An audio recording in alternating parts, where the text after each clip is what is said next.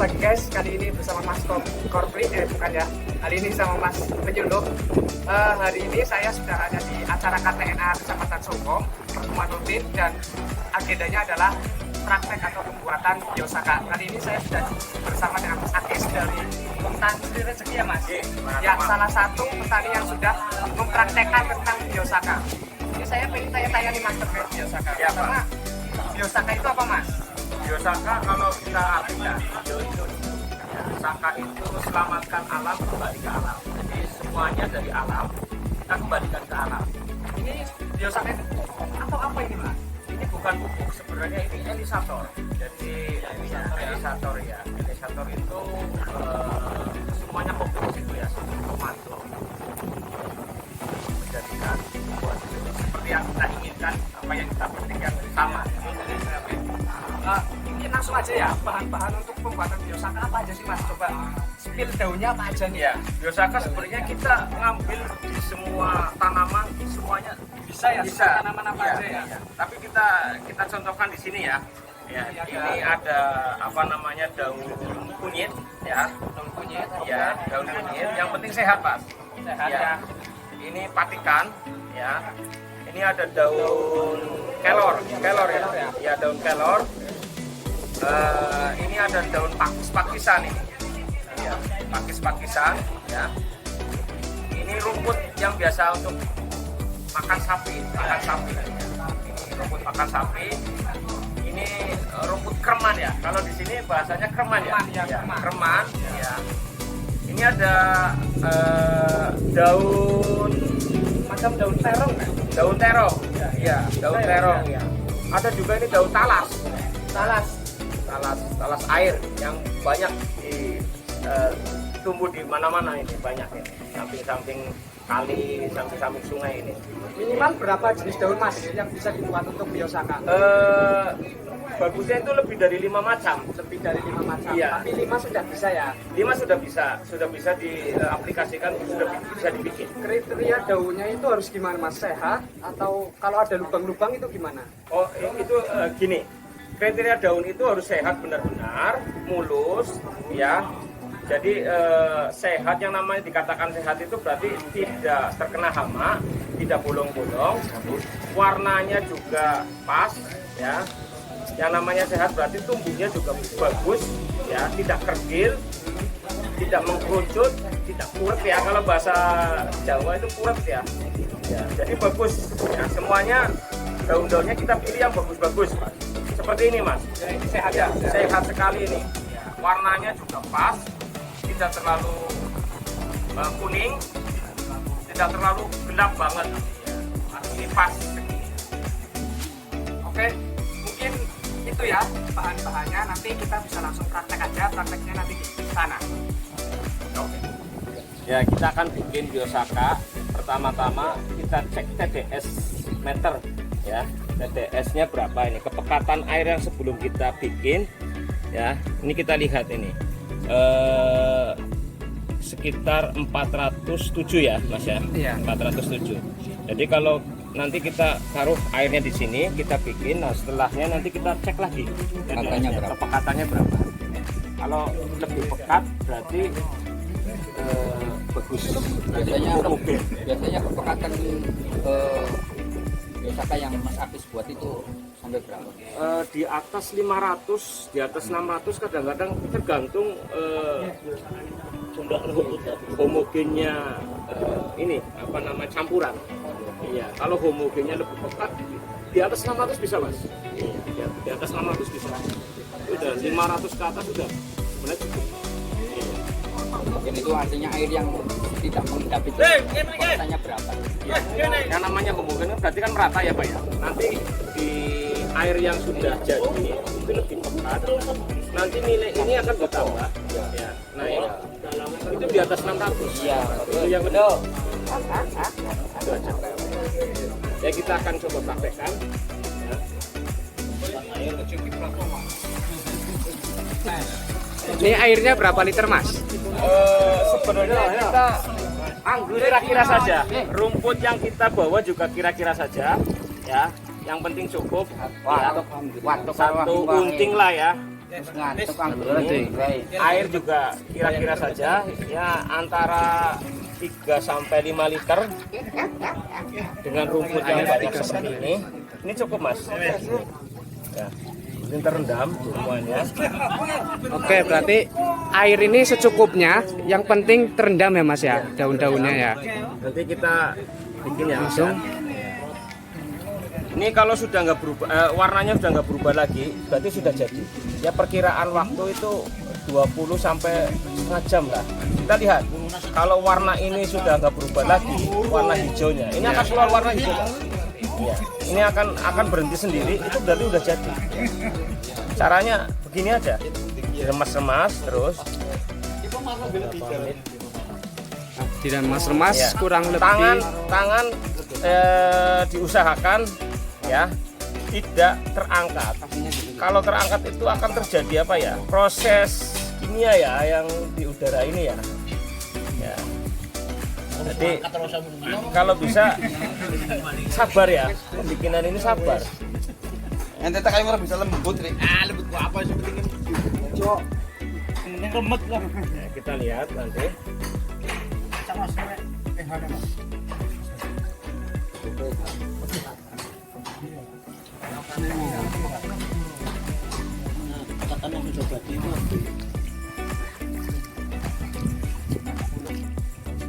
Ini apa cara, ini kan termasuk cara mengekstraknya ya Mas ya. Kalau di blender kan lebih cepat, itu gimana Mas? Boleh nggak tuh? Oh, kalau di blender itu malah salah. Ya, Salah. karena apa? Kalau di blender itu berarti ada endapan yang akhirnya itu tidak homogen campurannya. Ya, kalau ini kan kita cari sari-sarinya biar keluar sendiri. Ya, Iya, oke. biar larut dengan air menyatu yang akhirnya itu kepekatannya homogen. Jadi rata ya Mas ya. Ini pengadukannya berapa lama kira-kira Mas? Sebenarnya itu diperkirakan sendiri aslinya kalau sudah warnanya sudah berubah tidak berubah lagi air ini itu berarti sudah jadi ya perkiraan 20 menit sampai setengah jam itu perkiraan kalau yang bagusnya itu seperti itu. Oke, jadi nanti meremas-remasnya ini sampai warnanya benar-benar keluar dan tidak berubah lagi ya Mas ya. Iya. Dan kalau perkiraan secara waktu itu sekitar 20 sampai 30 menit. Iya. Kalau diperkirakan secara waktu itu ya Mas ya. Mas Akis kan sudah beberapa kali praktek biosaka ya. Iya. Apa ya? Reviewnya gimana Mas? Oh. Testimoninya. Saya nyoba ya dengan pengalaman saya sendiri pribadi saya di tanaman jagung yang sudah saya pupukkan itu pemupukannya hanya cuma 2 kali Mas. Pemupukan 2 kali. Harusnya berapa kali? Biasanya itu kalau petani-petani biasa itu memupuk tanaman jagung sampai 4 kali, kadang ada yang 5 kali. 4 kali sampai 5 kali, tapi Kadang ada yang dengan 5 kali. Iya. dengan biosaka cukup 2 kali. Dengan biosaka cukup 2 kali berarti menghemat pupuk 50%. Sementara saya ya belum berani untuk mengurangi lagi, jadi saya coba-coba itu 50% dan hasilnya melebihi dulu saya tanam jagung ya, Ya. tonasenya juga bertambah. Tonasinya bertambah. Iya, dengan luasan lahan yang sama. Berarti keuntungannya double ya Mas ya.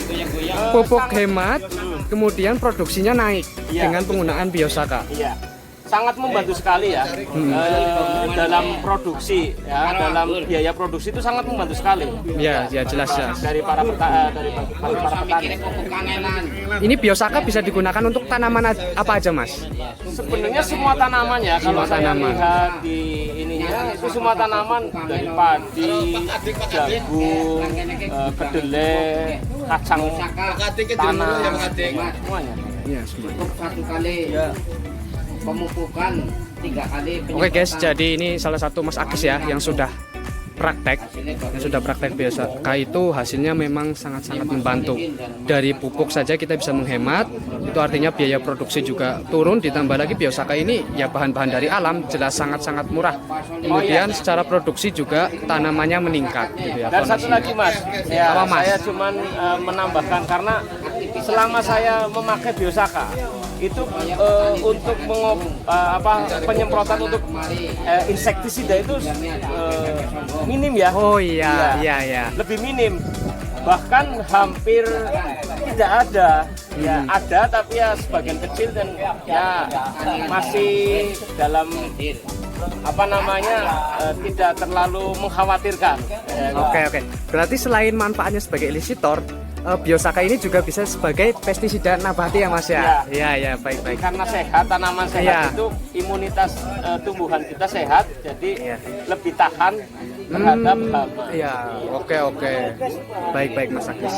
Ya di sisi lain juga bisa berfungsi sebagai pestisida nabati karena kan beberapa daun mengandung kandungan yang memang bisa untuk hama seperti kandungan saponin, tanin, itu juga bisa untuk mengendalikan hama. Kalau cara pengaplikasiannya gimana Mas Biosaka ini?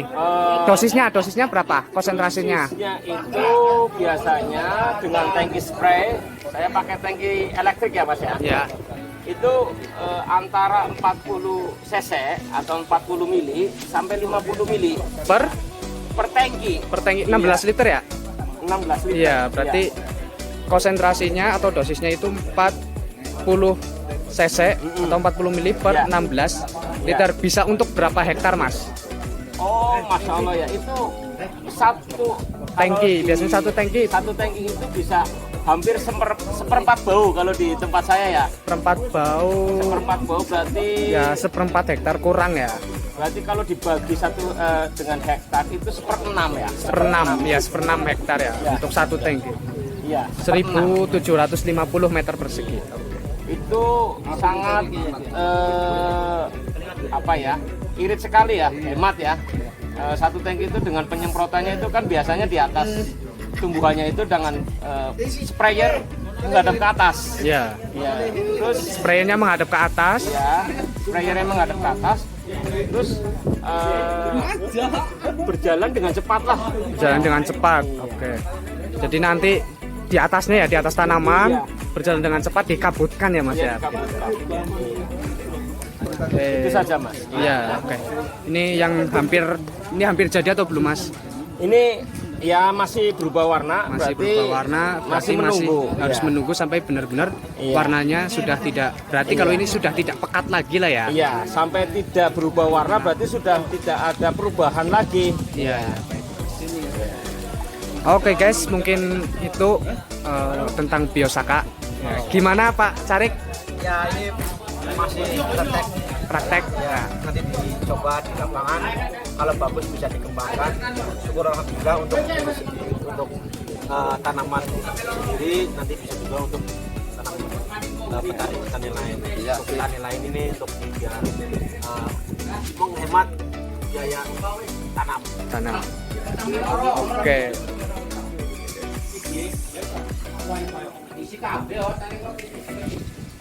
Oh, Mas Budi Sekitar 40 mili. 40 mili. Satu tangkinya yang 17 liter.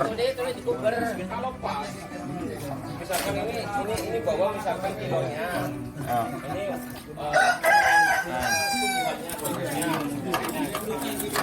Nanti kalau naik itu di sini ya. Nah, Itu kalau sudah pas di titik limaknya sudah datar. Malah kalau sudah Yo, mau praktek Mas Budi? sudah ini ya. Oke, ini cara pempraktekannya. Sudah turun ke tanaman itu sudah efektif. Kabutnya ini akan meresap ke daun-daun, ke tanahnya jadi subur. Ini karena anginnya gede jadi tidak perlu repot-repot Malah bagus berkeliling. kalau dibantu dengan angin itu bagus malah. Jadi lebih rata, lebih partikelnya lebih kecil. Ini berarti apa ya? Sprayernya ujungnya itu nozzle-nya itu diarahkan ke atas dan dikabutkan penyemprotannya.